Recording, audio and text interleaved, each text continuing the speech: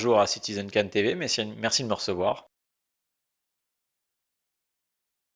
Alors, nous avons la plupart des films, quasiment tous, sauf un, qui sont restaurés spécifiquement en vue de leur présentation au Festival de Cannes, qui sont des films en exclusivité.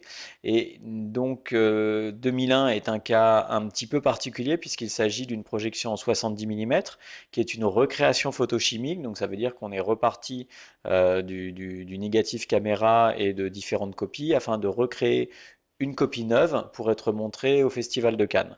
Les choix se font en fonction des propositions qui nous sont faites. Donc, comme au Festival de Cannes, nous recevons énormément de propositions de nombreux ayants droit, de sociétés de production, de fondations, de distributeurs. Toute la chaîne du cinéma, si vous voulez, de patrimoine notamment, s'adresse à nous.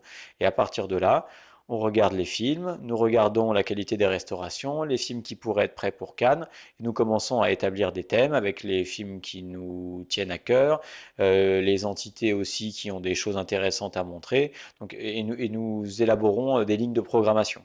Et donc nous choisissons une vingtaine de films, effectivement, ainsi que des documentaires de cinéma pour qu'ils soient projetés à Cannes Classics dans le cadre du Festival de Cannes.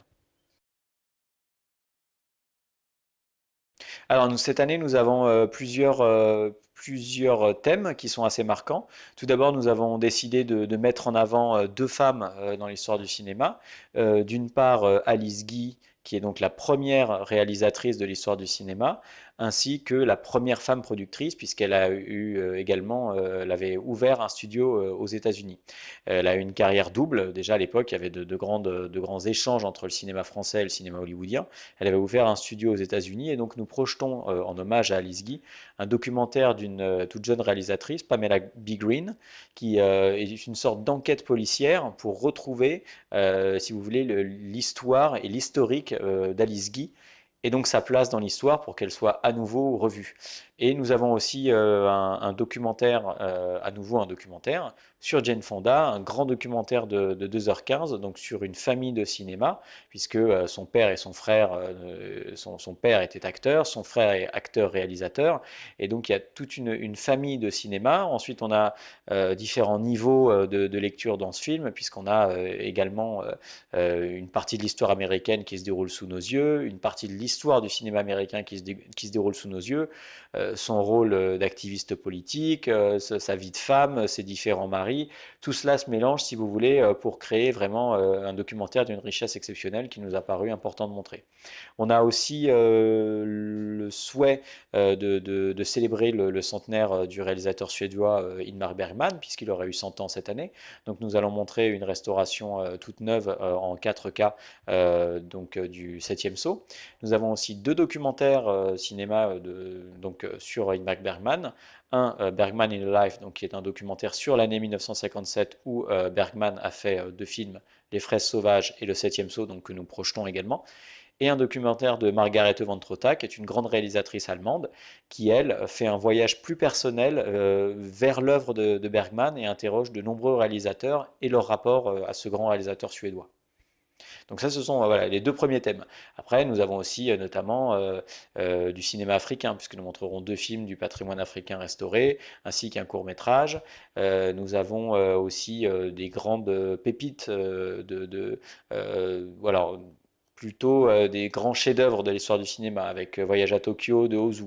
Nous avons aussi Le voleur de bicyclette de Sika. Donc ça, ce sont des films plus, si vous voulez, qui font partie de l'histoire du cinéma. Et puis après, nous avons, comme, voilà, j'allais le dire, en fait, des pépites, des découvertes, voire des redécouvertes, comme un film Letton de 1967 qui s'appelle Quatre chemises blanches, un film qui avait été interdit à l'époque du fait de son contenu politique, qui est une espèce de film musical où on suit la vie d'un jeune groupe de rock et de son opposition au pouvoir en place. Donc on a de nombreux thèmes qui parsèment la sélection de Cannes Classics, que je ne vais pas vous détailler ici en détail, mais on a effectivement de nombreuses propositions qui sont faites.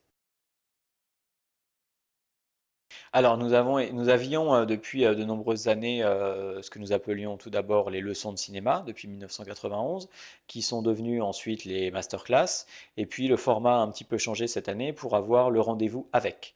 Donc le désir c'était d'accueillir des acteurs, des réalisateurs. Donc là cette année on a un focus plus particulier sur le cinéma anglo-saxon.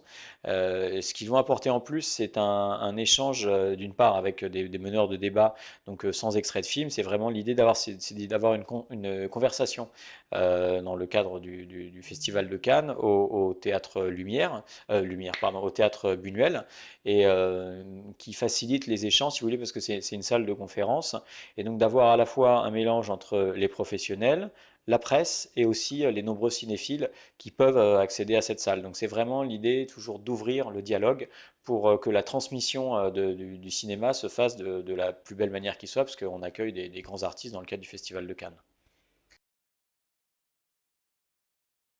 Alors, il y a différentes options.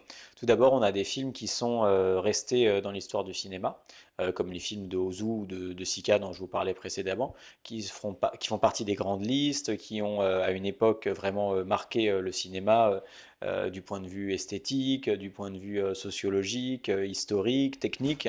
Et puis, à côté de ça, vous avez aussi des films qui sont à redécouvrir comme un film que nous montrons cette année, Joao et le couteau, un film de Georges Cluizer de 1971, un film néerlandais tourné au Brésil. Donc ça fait partie des films vraiment qui remontent, si vous voulez, à la surface du cinéma, puisque du fait des restaurations, nous avons de nombreuses cinématographies qui s'adressent à nous, et donc de nouveaux films qu'on a envie de montrer et qui n'entrent pas forcément dans ces canons de l'histoire du cinéma qui est en train d'être réécrite, puisque c'est voilà, une histoire culturelle en mouvement.